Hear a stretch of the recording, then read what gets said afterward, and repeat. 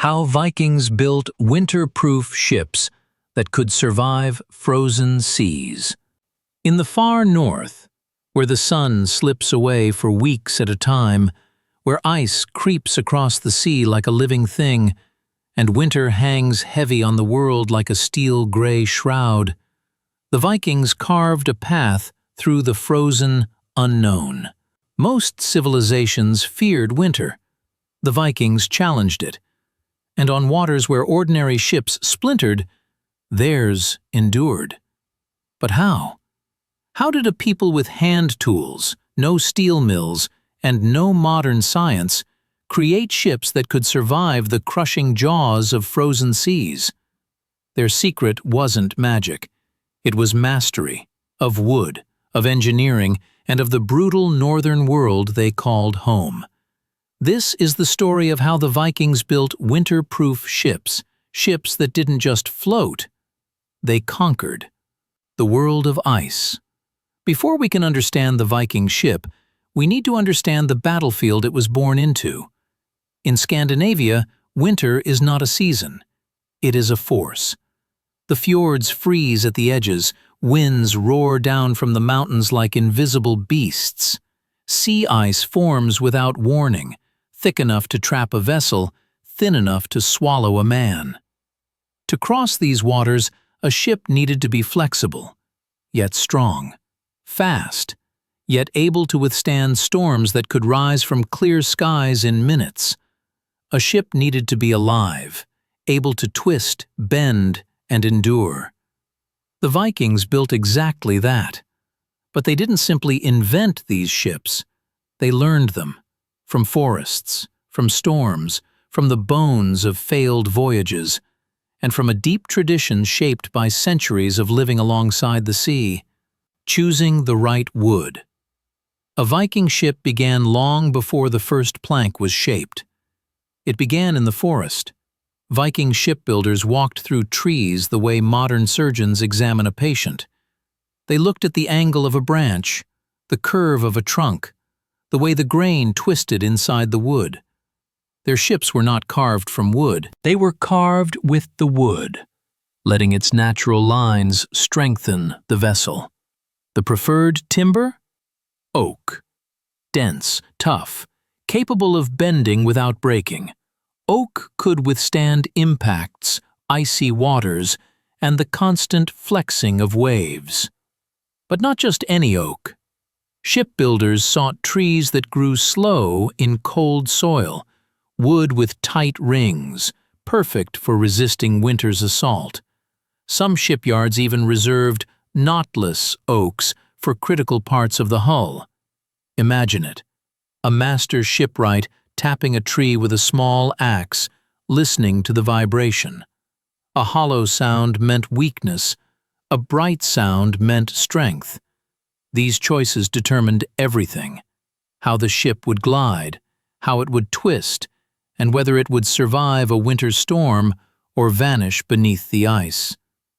Clinker magic, the secret weapon.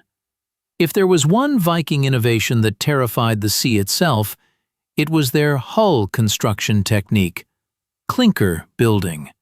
Most ships of the ancient world used flat, edge-to-edge planking, rigid, heavy, strong in calm waters, but brittle in rough ones. But the Vikings overlapped their planks like scales on a dragon.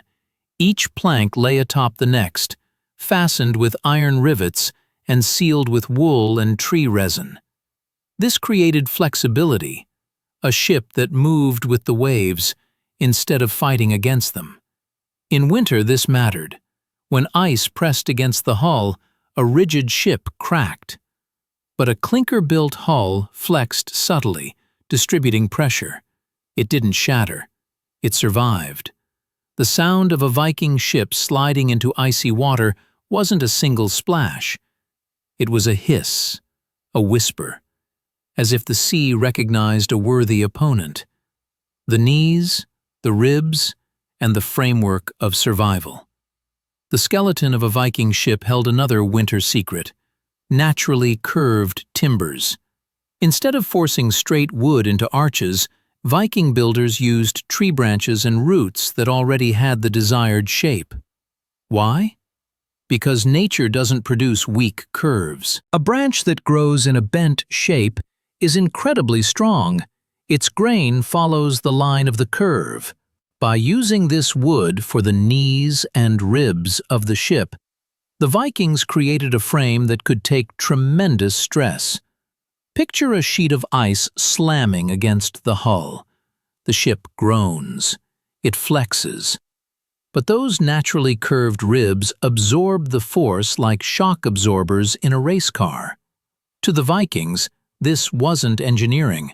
It was common sense. But in reality, they were centuries ahead of most of the world. Tar and the winter skin of the ship. To survive frozen seas, a ship must resist more than pressure. It must resist the cold itself. Water expands as it freezes, a death sentence for untreated wood. So the Vikings coated their ships in pine tar, boiled from resin-rich heartwood and applied while hot. This tar seeped into the grain, making the hull waterproof, ice-resistant, and even resistant to rot. But applying tar was a ritual of its own. Smoke rising through the shipyard, dark liquid dripping onto winter snow, men brushing the hull until it gleamed like a raven's wing. Tar didn't just protect the ship, it made it alive, capable of enduring the bite of winter for years on end. The keel, the spine of a winter warrior. Beneath every Viking ship lay a single piece of timber, a long, unbroken beam stretching from bow to stern. The keel. Its purpose? To hold the ship's shape, to absorb pressure, to keep the vessel true even when winter tried to twist it apart.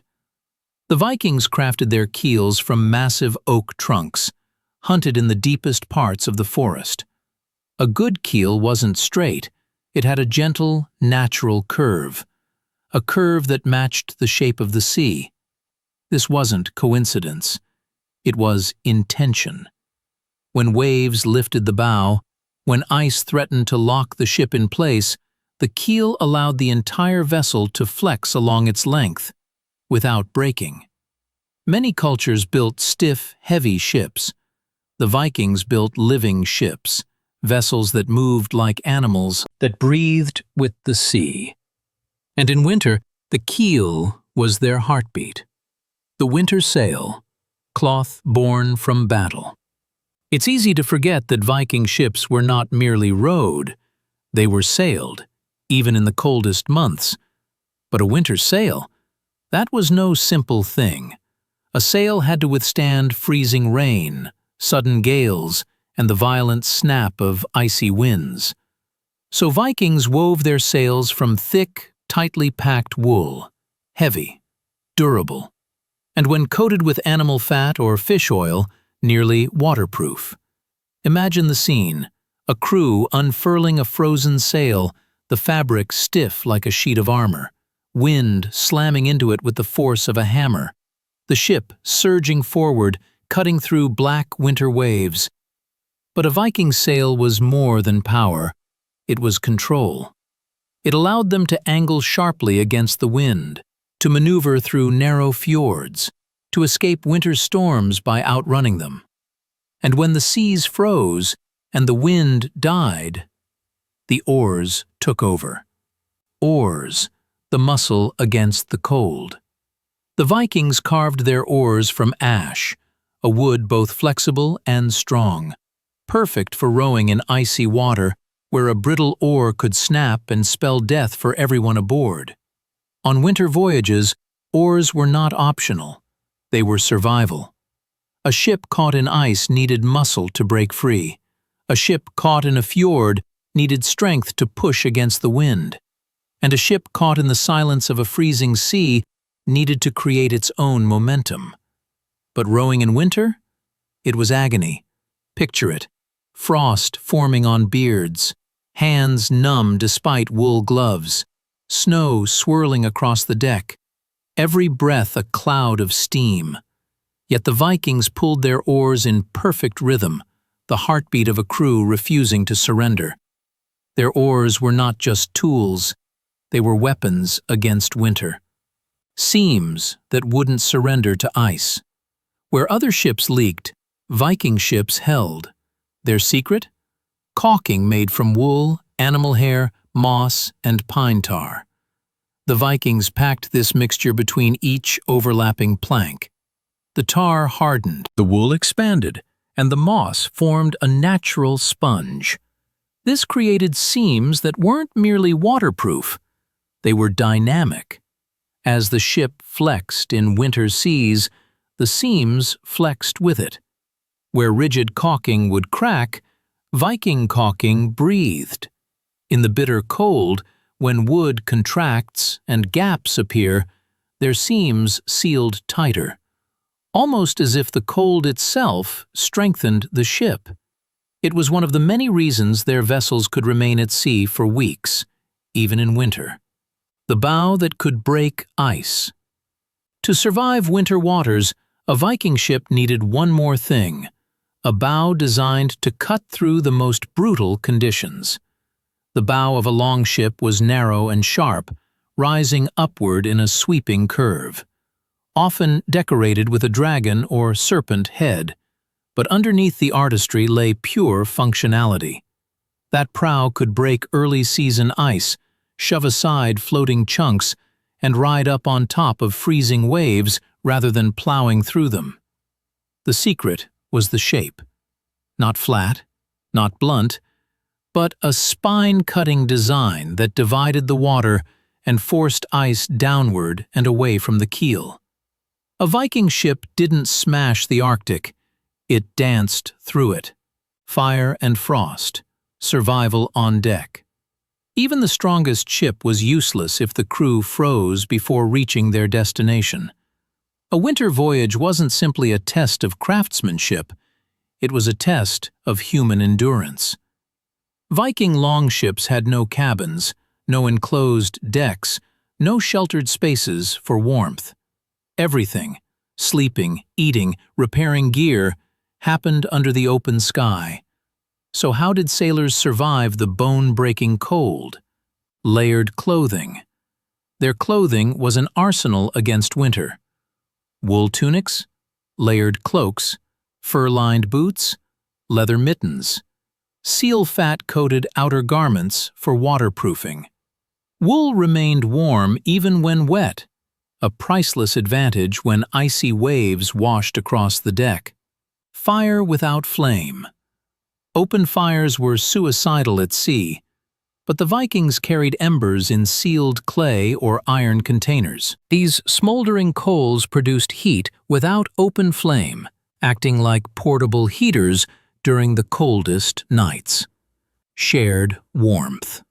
When the wind became unbearable, the crew huddled under a single heavy wool sail, its thick, fatty coating blocking wind like armor.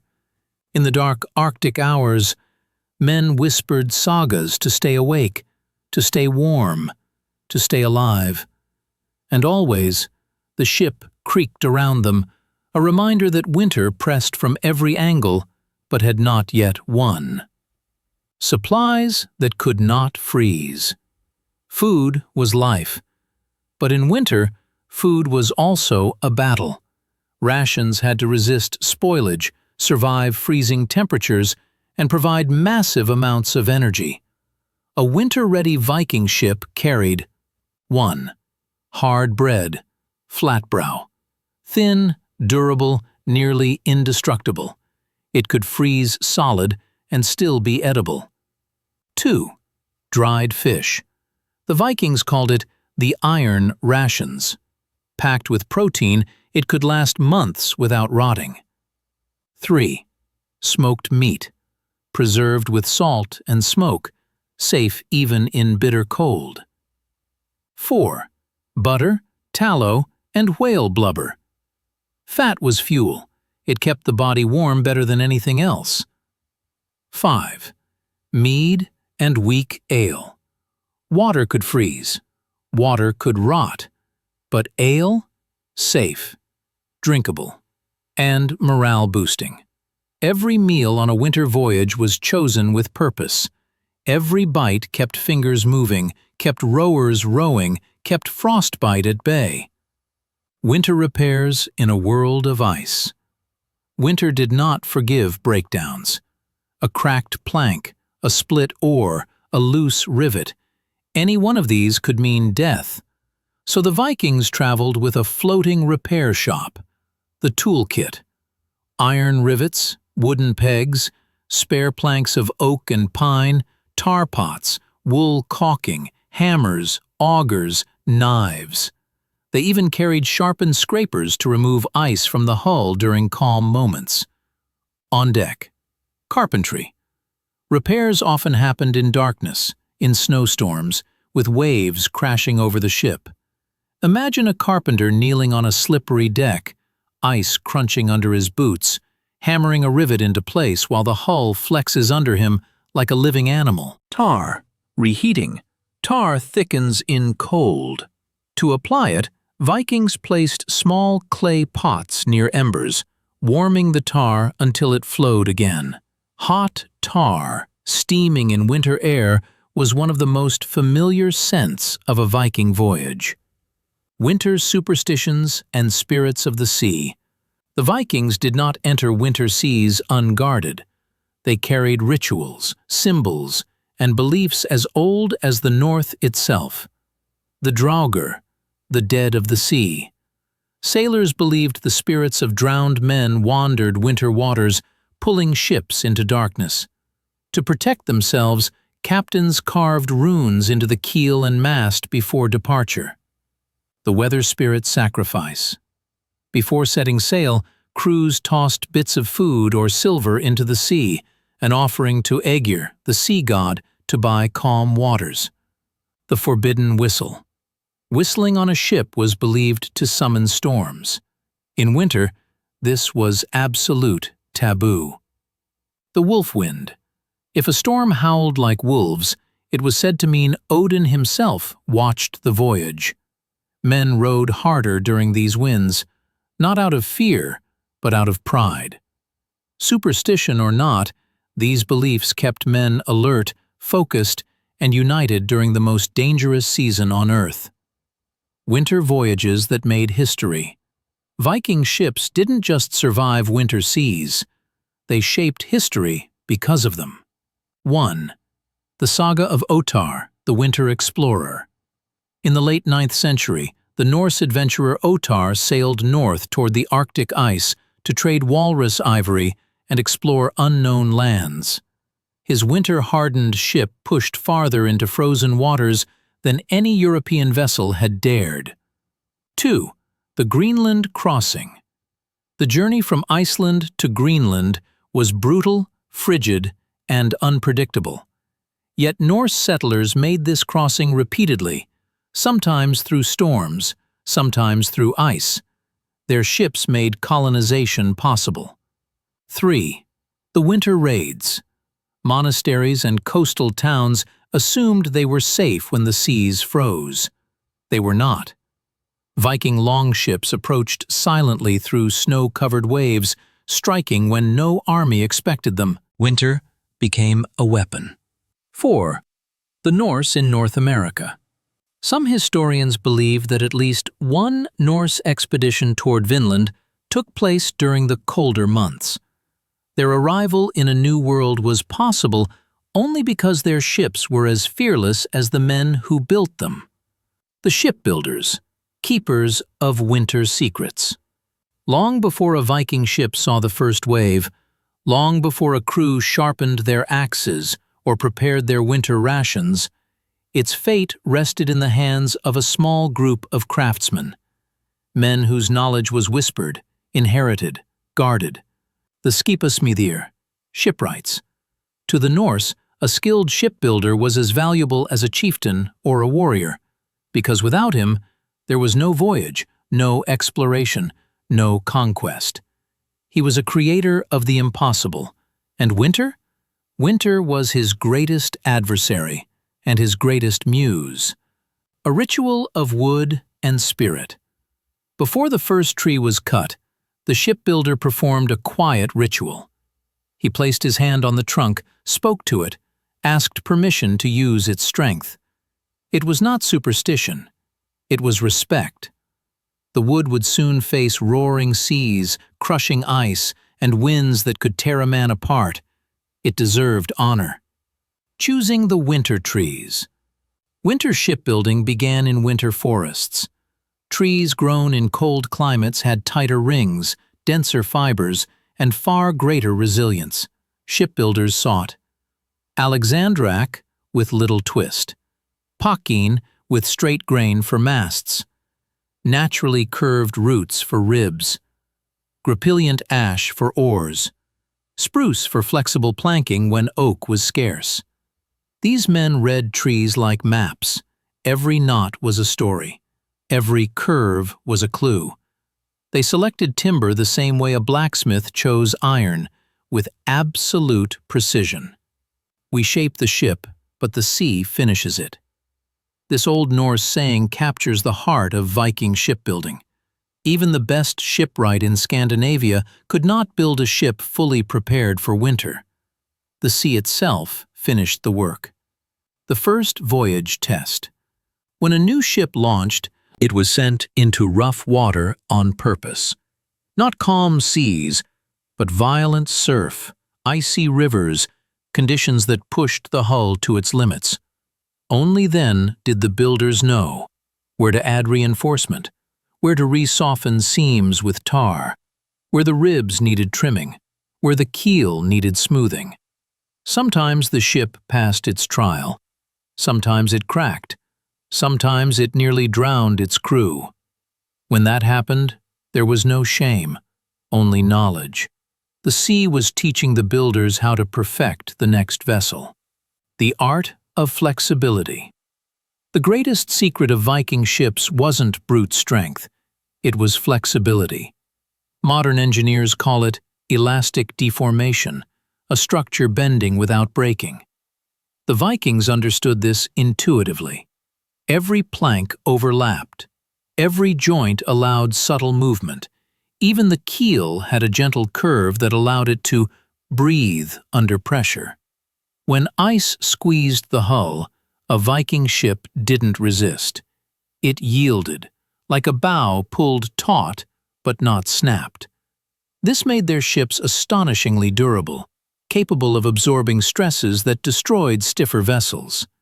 Centuries later, naval architects studying Viking longships still marvel at this fact. A Viking ship could twist by several centimeters along its length and remain completely seaworthy. That flexibility is why their ships survived winter seas that would have splintered Roman, Greek, or medieval cogs. The shipyard in winter. A winter shipyard was a world of smoke, frost, and relentless hammering. Sounds of creation. Iron rivets ringing in oak. Axes cleaving planks. Ropes creaking as hulls shifted. Bubbling in iron pots. Sleds scraping snow as timbers were dragged into place. The men worked from dawn until darkness, which, in Scandinavian winter, was only a few hours. They cut timber in the forest, hauled it by sled, heated tar over burning pine, and shaped every plank by hand. There were no blueprints, no diagrams, just experience, just instinct. A master shipwright could run his hand along a plank and feel if the curve was wrong by less than the width of a fingernail. The shipyard oath. Before the hull was complete, the builders gathered. They recited words lost to time, a mix of prayer, oath, and promise. They asked the gods to grant the ship safe passages, strong winds, and a crew worthy of its strength. Then the keel was tapped 3 times with a hammer, a blessing, a warning, a beginning. The legacy. Winter ships that changed the world. The Viking Age did not last forever, but the ships they built, especially the ones that survived winter seas, changed the course of history. exploration. Their winter-proof longships reached Iceland, Greenland, North America, White Sea, Kambing hunting grounds. They were not limited by season. They were not restricted by climate. They sailed where others could not. Trade.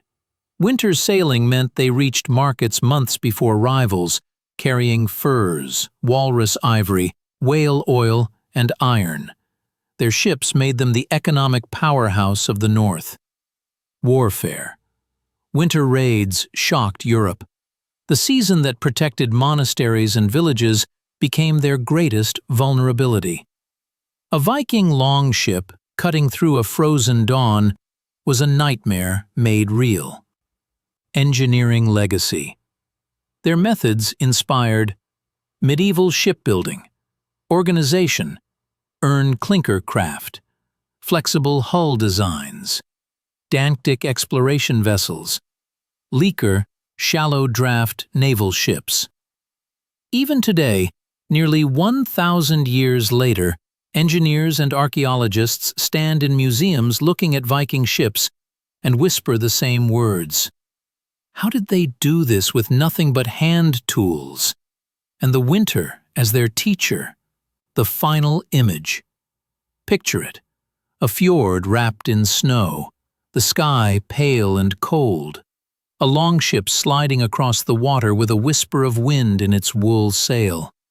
Frost clings to the dragonhead at the prow, ice cracks beneath the hull. Men row in perfect rhythm, faces raw with cold, eyes fixed on the horizon. This ship, this marvel of wood and tar, of knowledge and courage, was not built to avoid winter. It was built to master it. And through that mastery, the Vikings carved their names into the frozen chapters of history. A legacy forged not just in battle, not just in exploration, but in the relentless, unforgiving power of the winter sea. We have watched their ships battle ice, survive freezing storms, navigate black winter skies, and carry explorers across impossible distances. But one final question remains. How did the Viking shipbuilders themselves achieve such mastery? What knowledge, what traditions, what secrets allowed them to build wooden ships that defied frozen seas better than many modern vessels? In the final part, we reveal the shipbuilders' rituals, the techniques passed from father to son, and the engineering genius hidden beneath Viking simplicity. Setting sail into the winter void. Before dawn, when the world was nothing but shadow and frost, the Vikings prepared their ships for a winter voyage. Men pulled on layers of wool and fur. Weapons were wrapped in cloth to prevent freezing metal from burning exposed skin. Ropes were checked, stiff from the cold, sometimes frozen solid. And the ship itself stood waiting like a beast eager to be unleashed. The fjord exhaled great clouds of mist. Even sound was muted by the blanket of winter. And yet, the moment the longship pushed off the shore, it came alive. The hull groaned, the oars dipped into water as cold as death, and the crew began their steady rhythm. To sail in winter was not common among all Vikings, but the ones who did were remembered as legends. They were traders who left before spring, explorers refusing to wait, warriors who used the season's unpredictable fury to strike when enemies thought the seas were closed. Their ships were built for this, their bodies were trained for it, and the world beyond the fjords was theirs to conquer. The winter waves, walls of ice and wind. On a winter sea, danger didn't come from a single direction. It came from everywhere. Winds roared across the water like wandering spirits. Waves turned to slush, thick enough to slow a ship, thin enough to swallow a man whole. And the cold, oh, the cold. It didn't merely chill. It hunted. It crept into wood, into rope fibers, into joints and muscles. It turned deck planks slick with frost. It made every action slower, every mistake deadlier. A sailor who slipped overboard in winter had minutes, sometimes seconds. But the Viking ship endured. Where a stiff Roman galley would crack, where a deep Mediterranean hull would capsize, the Longship flexed and bent, riding the chaos with eerie grace.